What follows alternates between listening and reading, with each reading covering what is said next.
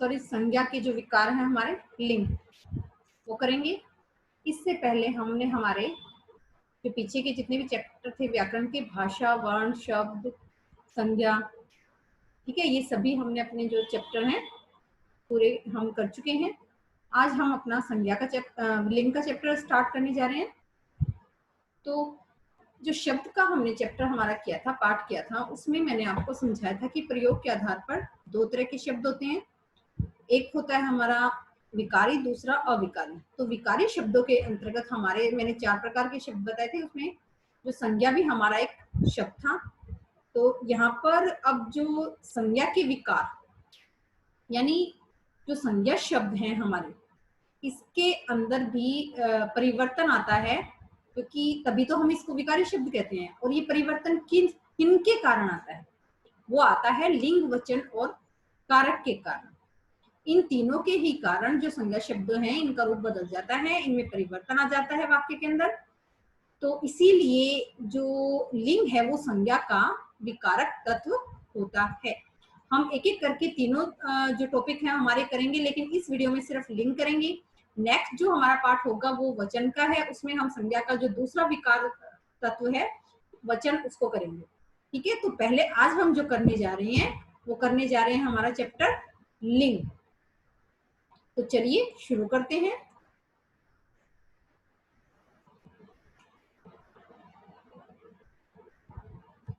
देखिए, संज्ञा के विकारक तत्व। अब संज्ञा के विकारक तत्व कौन कौन से होते हैं? 3 विकारक तत्व होते हैं। कौन कौन से? लिंग, वचन और कारक। इन तीनों ही के कारण संज्ञा, सर्वनाम और विशेषण शब्दों में जो है रूपांतर हो जाता है, यानी उनमें बदलाव आ जाता है। ठीक है, जैसे जो संज्ञा शब्द किसी जो कोई वाक्य हम बनाकर देखते हैं, जैसे राम खेलता है।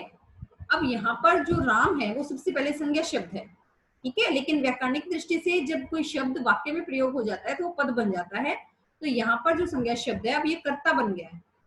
ठीक है, राम खेलता है, तो राम क्या हो गया? कर्ता हो गया, यहाँ पर उद्देश्य हो गया। तो अब उसके साथ साथ अब जो हमारा ये संज्ञा शब्द है कर्ता है, इसका हमें लिंग यानी राम क्या है? पुल्लिंग है। तो जो हमारा राम खेलता है तो उसके अनुसार हमारी क्रिया है। अगर हम आगे लिंग चेंज कर दें, लिंग में परिवर्तन कर दे, तो हमारा पूरे वाक्य जो चेंज हो जाएगा, उसकी क्रिया भी चेंज हो जाएगी। जैसे राम खेलता है, अगर हमने उसका लिंग चेंज कर दिया तो क्या हो जाएगा? सीता खेलती है, यानी स्त्रीलिंग हो गया। तो उसका जो स्त्रीलिंग के अकॉर्डिंग उसकी जो क्रिया है वो भी चेंज हो जाती है। ठीक है, तो कहने का अर्थ ये है कि जो संज्ञा खुद एक विकारी शब्द है और संज्ञा के विकारक तत्व होते हैं। और उन विकारक तत्व कौन कौन से होते हैं? लिंग, वचन और कारक। और इन्हें जो है विकारक तत्व क्यों कहा जाता है? क्योंकि इन तीनों के कारण जो संज्ञा, सर्वनाम और विशेषण शब्द है उनमें बदलाव आते हैं, परिवर्तन आ जाते हैं, इसीलिए हम इन्हें विकारक तत्व कहते हैं। ठीक है, आपको समझ आ गया होगा। चलिए हम अब करते हैं हमारी लिंग की परिभाषा। अब वैसे तो लिंग हमने पीछे क्लास में भी पढ़े हैं, तो आपको जो इसकी परिभाषा है मोस्टली बच्चों को याद होगी कुछ ना कुछ। तो लिंग किसे कहते हैं? संज्ञा के जिस रूप से व्यक्ति या वस्तु की जाति यानी स्त्री या पुरुष होने का बोध होता हो उसे लिंग कहते हैं। अब संज्ञा के जिस रूप से यानी संज्ञा से जो संज्ञा शब्द होता है सबसे पहले उसी से हमें पता चलता है, यानी उस वस्तु का पता चलता है कि वो वस्तु जो है वो स्त्रीलिंग है या पुल्लिंग है। ठीक है, इसे हम लिंग कहते हैं। अब चलते हैं हम लिंग की परिभाषा के बाद। यहाँ पर जो एक चीज और जानने की है आपको, वो है कि जो संज्ञा होती है उसके 2 रूप होते हैं। एक होता है प्राणीवाचक, दूसरा होता है अप्राणीवाचक शब्द। 2 तरह के शब्द यूज होते हैं जब हम संज्ञा की परिभाषा करते हैं कि किसी व्यक्ति, वस्तु, स्थान या भाव के नाम को संज्ञा कहते हैं। लेकिन जो संज्ञा शब्द हैं वो 2 रूपों में विभाजित होते हैं। एक होते हैं हमारे प्राणीवाचक शब्द, दूसरे होते हैं हमारे अप्राणीवाचक शब्द। अब प्राणीवाचक शब्द में कौन से शब्द होते हैं? जैसे जो सजीव वस्तुएं होती हैं, जिनके अंदर प्राण होते हैं, जो सजीव होती हैं, उन्हें हम प्राणीवाचक शब्द कहते हैं। जैसे बच्चा, भैंस, चिड़िया आदि, रमेश आदि। जो दूसरी तरह के शब्द होते हैं वो अप्राणीवाचक शब्द होते हैं। इन्हें निर्जीव वस्तुओं के लिए यूज किया जाता है, प्रयोग किया जाता है, जैसे पुस्तक, मकान, रेलगाड़ी, रोटी, पर्वत आदि। ये सभी जो नाम हैं जितने भी, वो सभी अप्राणीवाचक के उदाहरण हैं, यानी इनके अंदर जो है प्राण नहीं होते, ये निर्जीव वस्तुएं होती हैं। ठीक है, तो चलिए आगे। हमारा अब है लिंग के दो भेद। दो भेद होते हैं लिंग के, एक पुल्लिंग और दूसरा स्त्रीलिंग। अभी हम पढ़ चुके हैं लिंग के दो भेद, पुल्लिंग और स्त्रीलिंग। अब पुल्लिंग किसे कहते हैं वो देखिए। पुल्लिंग मतलब जिन संज्ञा शब्दों से पुरुष जाति का बोध हो अथवा जो शब्द पुरुष जाति के अंतर्गत माने जाते हैं वो पुल्लिंग कहलाते हैं।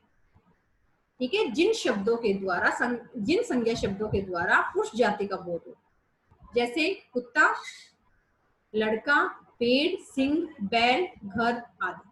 अब यहाँ पर जितने भी उदाहरण लिए गए हैं वो सारे प्राणीवाचक और अप्राणीवाचक दोनों में से हैं।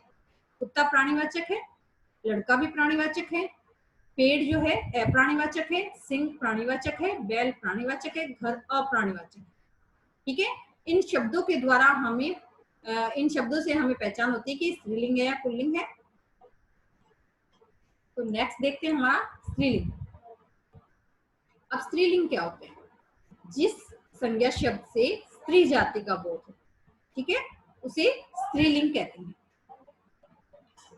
जैसे सजीव, अब यहाँ पर सजीव और निर्जीव दोनों करके दिखाए मैंने ताकि आपको दिक्कत ना हो। आपको प्राणीवाचक और अप्राणीवाचक दोनों में आपको डिफरेंस भी करना जाए और आपको पता भी होना चाहिए कि शब्द जो है संज्ञा में किस किस तरह के शब्द जो है प्रयोग किए जाते हैं। अब सजीव का मतलब यहाँ पर प्राणीवाचक है, जैसे माता, रानी, घोड़ी, कुतिया, बंदरिया, हंसिनी, लड़की, बकरी, जू इत्यादि। निर्जीव वस्तुओं में सुई, कुर्सी, गर्दन इत्यादि। ठीक है, इनमें प्राण नहीं होते, इसीलिए इनको हम निर्जीव वस्तुएं कहते हैं। अप्राणीवाचक कहते हैं पदार्थ। ऐसे ही भाव हैं कुछ हमारे, लज्जा, बनावट इत्यादि। ये भी सारे हमारे जो है स्त्रीलिंग के अंदर आते हैं।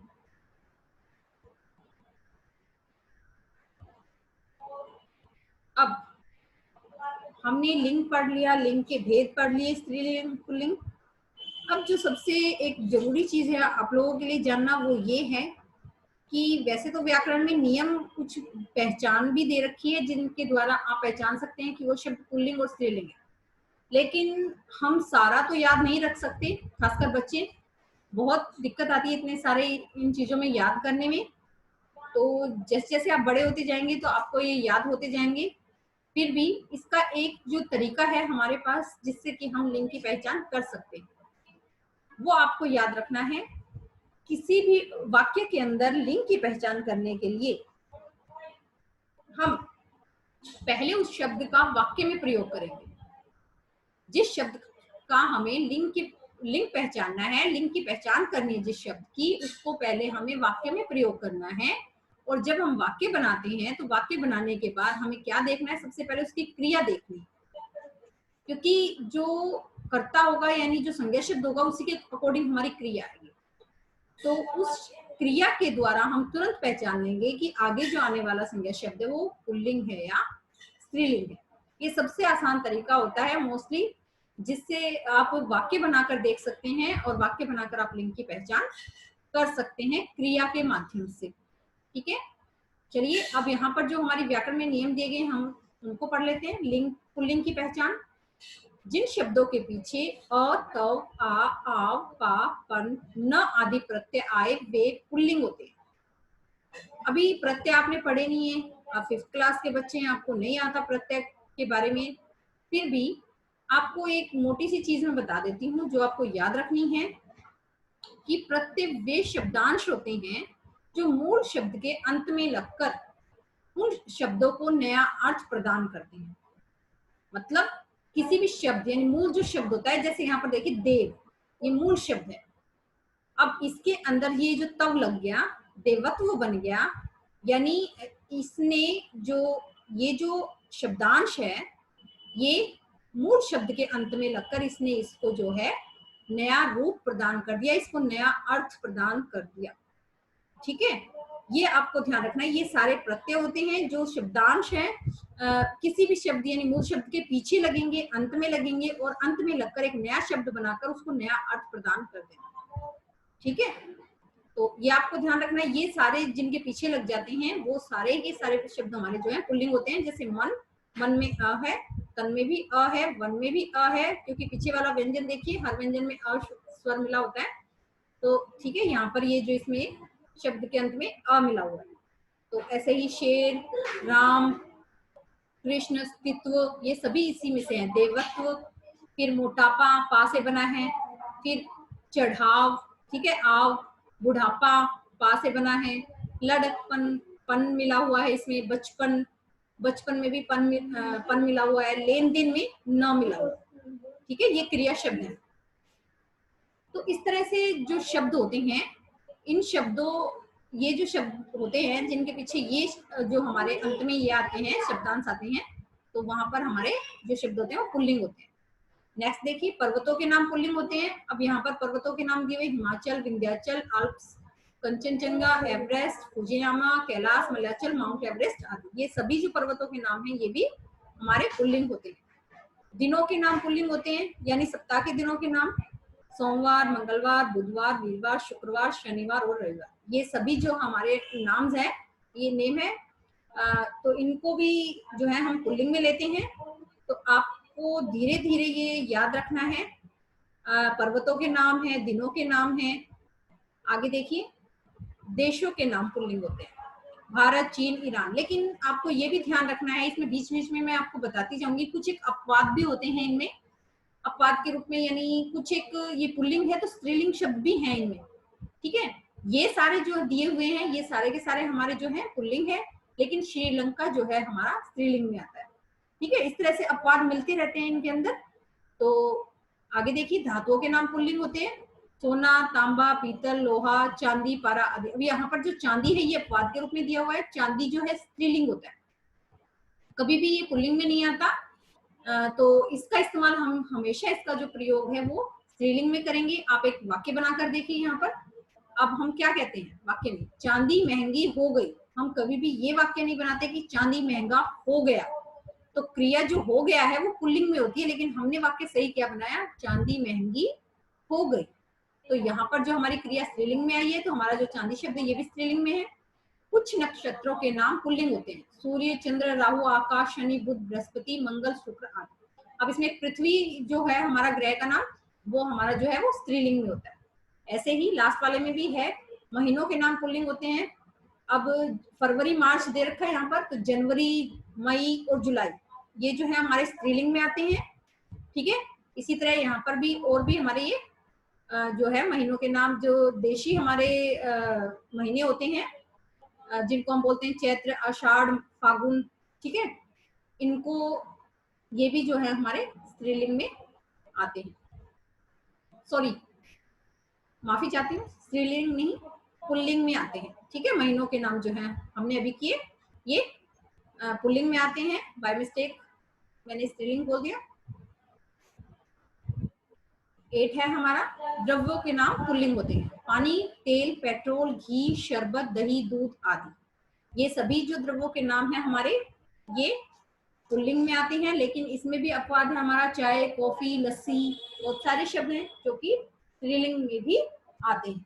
ऐसे ही पेड़ों के नाम पुल्लिंग होते हैं, तो केला, पपीता, शीशम, सागौन, बरगद, पीपल, नीम, आम, अमरूद, देवदार, अनार।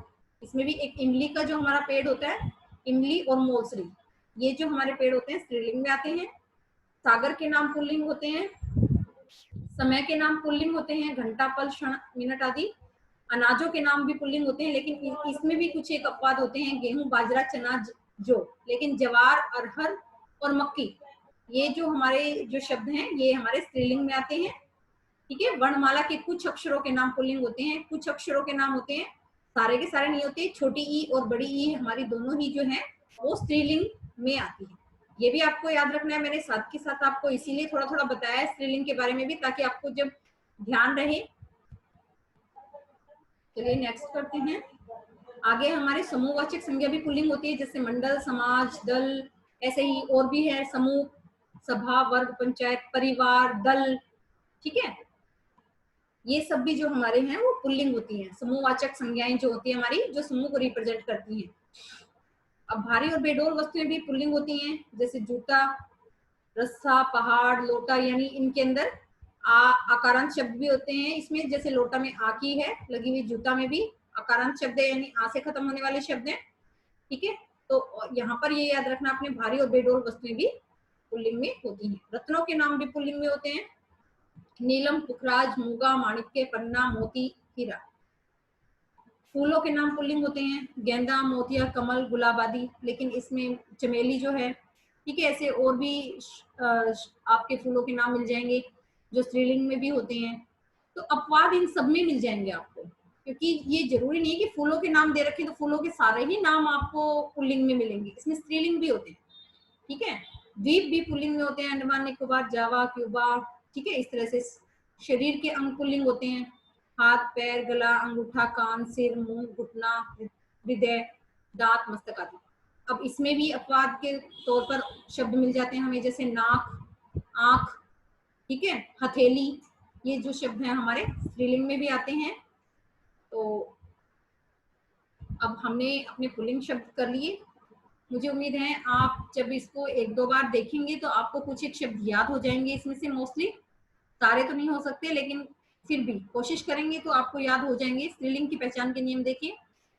भाषा, बोली और लिपि के नाम बहुधा स्त्रीलिंग होते हैं। जैसे हिंदी, हिंदी हमारी भाषा है, ऐसे बोलियां भी होती हैं। अवधि है, ब्रज भाषा, बोली और भाषा दोनों ही है। बोलियां हरियाणवी बोली है, और भी बहुत सारी बोलियां हैं जो हमेशा स्त्रीलिंग में आती हैं। लिपियों के नाम भी बहुधा स्त्रीलिंग में होते हैं।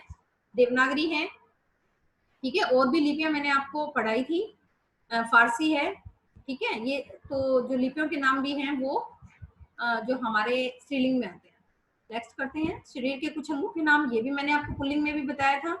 अपवाद के रूप में मैंने स्त्रीलिंग शब्द भी बताए थे आपको। यहाँ पर देखिए, नाभि, एड़ी, उंगली, भुजा, कमर, ठीक है, नाक, आंख, ठीक है, ये हथेली, बहुत सारे शब्द हैं। नदियों के नाम, गंगा, यमुना, रावी, सतलुज, सरस्वती, भागीरथी, अलकनंदा, ये सभी स्त्रीलिंग में आते हैं, लेकिन इसमें अपवाद भी दिए हुए हैं। ब्रह्मपुत्र, सिंधु, सोन, ठीक है, ये जो है हमारे पुल्लिंग शब्द हैं। कोमल भावों के नाम तथा शक्ति सूचक नाम भी जो है हमारे स्त्रीलिंग में होते हैं, जैसे दया, कोमल, सेना, समिति, बैठक आदि। कुछ शब्द हमेशा स्त्रीलिंग में होते हैं। अब ये जो आपका है पांचवा जो पॉइंट है, इसको हम क्लियर भी करेंगे आगे। उसमें मैंने आपको क्लियर करके अलग अलग दिखा रखे हैं कि जो नित्य पुल्लिंग रहने वाले शब्द और नित्य स्त्रीलिंग रहने वाले शब्द कौन से होते हैं। तो एक बार यहाँ पर देख लेते हैं। मीन, मछली, जू, मक्खी, चील, मैना, गिलहरी, तितली, लोमड़ी आदि। इनका पुल्लिंग रूप बनाने के लिए हमें नर शब्द जोड़ा जाता है, तभी हम इनका जो है लिंग चेंज कर सकते हैं। आपको आप खुद देखिए, मक्खी शब्द जो है वो हमेशा, वैसे तो आप इसको बनाकर देखिए कि मक्खी का कभी मक्खा बना है, नहीं बनता। इसका लिंग चेंज नहीं होता, ये हमेशा ही आपकी स्त्रीलिंग में रहती है। इसका जो हमें पुल्लिंग दिखाने के लिए हम इसके साथ नर शब्द लगा देते हैं, यानी नर मक्खी, नर चील, नर मैना, नर गिलहरी, नर तितली, नर लोमड़ी। ठीक है, इस तरीके से ही इनके आपको जो है लिंग बदलनी है। ठीक है, आपको ये शब्द जो हैं याद भी रखने पड़ेंगे, क्योंकि कई बार जो पेपर में आपसे एग्जाम में भी क्वेश्चन पूछ लिए जाते हैं। कोई दो शब्दों के नाम लिखिए जो हमेशा पुल्लिंग में होते हैं या स्त्रीलिंग में होते हैं। ठीक है, अब एक लास्ट और है हमारा स्त्रीलिंग में, वो देख लेते हैं। जिन शब्दों के अंत में ई, आवट, इया, ता, आई, आहट, आस, ट, वर्त, आनी, इन, आइन आता है, वे प्राय स्त्रीलिंग होते हैं। अब ये सारे प्रत्यय ही हैं। अब प्रत्यय मैंने आपको बताया थे कि शब्दांश होते हैं, मूल शब्द के अंत में लगकर नया अर्थ प्रदान कर देते हैं शब्द को। तो यहाँ देखिए, ई लगकर ये टोपी बना है। सजावट, सजावट में आवट है। चुहिया में इया है। ममता में ता है। चढ़ाई, चढ़, ये आई है। घबराहट, घबराना से घबराहट। प्यास, ठीक है, इसी में है ये।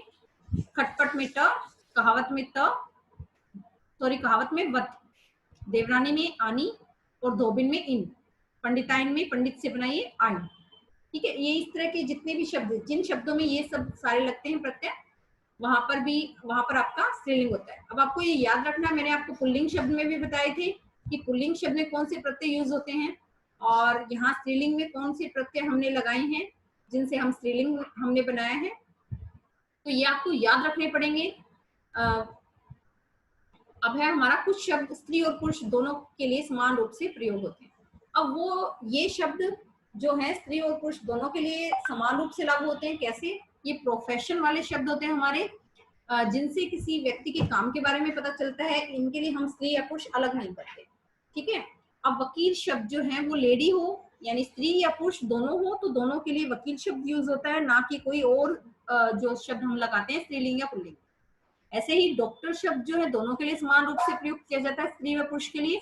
कई लोग इसको डॉक्टर नहीं बोल देते, वो गांव की भाषा में बोलते हैं, लेकिन वो डॉक्टरनी शब्द गलत होता है, क्योंकि लेडी डॉक्टर और जेंट्स डॉक्टर यानी स्त्री और पुरुष दोनों ही डॉक्टर डॉक्टर होता है। उसके लिए कोई अलग से शब्द नहीं होता कि स्त्री के लिए अलग लगाना है और पुरुष के लिए अलग लगाना है। ऐसे ही प्रधानमंत्री चाहे स्त्री हो चाहे पुरुष हो, दोनों के लिए समान रूप से एक ही शब्द का यूज किया जाता है। ऐसे ही खिलाड़ी, राष्ट्रपति सभी के लिए एक ही लगते हैं, समान रूप से प्रयोग किए जाते हैं ये। नेक्स्ट है हमारा कुछ शब्दों के लिंग बदलते समय उनका रूप बदल जाता है। अब कुछ एक शब्द तो आपके ऐसे होते हैं कि जो सिंपल आपको आगे वाला शब्द देखने से ही पता चल जाता है। जैसे आप देखते हैं देवर, देवरानी, शेर, शेरनी, मोर, मोरनी, मतलब उसमें थोड़ी सी सिमिलरिटी होती है कि आपको पीछे आपने जो है उसके प्रत्यय लगा दिया तो आपका वो नया शब्द आपको मिल गया। लेकिन कुछ एक शब्द ऐसे तो बिल्कुल अपोजिट होते हैं, एक दूसरे के उल्टे होते हैं बिल्कुल, यानी जिनके शब्दों की बनावट में कोई भी समानता नहीं होती। जैसे भाई बहन दोनों अलग डिफरेंट शब्द हैं, और इस तरह से भी हम लिंग चेंज करते हैं। गाय का बैल, माता पिता, ठीक है, राजा रानी। चलिए अब ये जो हमारे हैं नित्य पुल्लिंग शब्द। नित्य पुल्लिंग शब्द क्या होते हैं? नित्य पुल्लिंग शब्द वे शब्द होते हैं जो हमेशा पुल्लिंग में ही यूज किए जाते हैं, प्रयोग किए जाते हैं, ठीक है। इनका स्त्रीलिंग बनाने के लिए हमें क्या करना पड़ता है, इनके सामने मादा जो शब्द लगाना पड़ता है, तभी इनका स्त्रीलिंग रूप सामने आता है, वरना ये पुल्लिंग में ही होते हैं। अब तोता, तोता का तो तोती कभी होता नहीं है, तो आप क्या करेंगे? मोस्टली बच्चे यही देखेंगे, आपने तो यही सीखा है, तोता मतलब शेर, शेरनी, तो इस तरह से इसके भी पीछे लगा देंगे या ई लगा देंगे, तोती बना देंगे, लेकिन वो गलत है।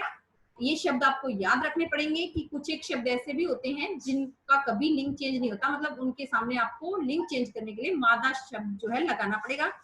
जैसे तोता, मादा तोता, कोआ, मादा कोआ, खरगोश, मादा खरगोश, और गेंडा, मादा गेंडा, ठीक है, ये आपको याद रखने पड़ेंगे। ऐसे ही यहाँ पर नित्य स्त्रीलिंग शब्द है, इनका मतलब ये होता है कि ये हमेशा स्त्रीलिंग में ही यूज किए जाते हैं। नित्य का मतलब ये होते ही हमेशा स्त्रीलिंग में है, इनका पुल्लिंग शब्द होता ही नहीं है।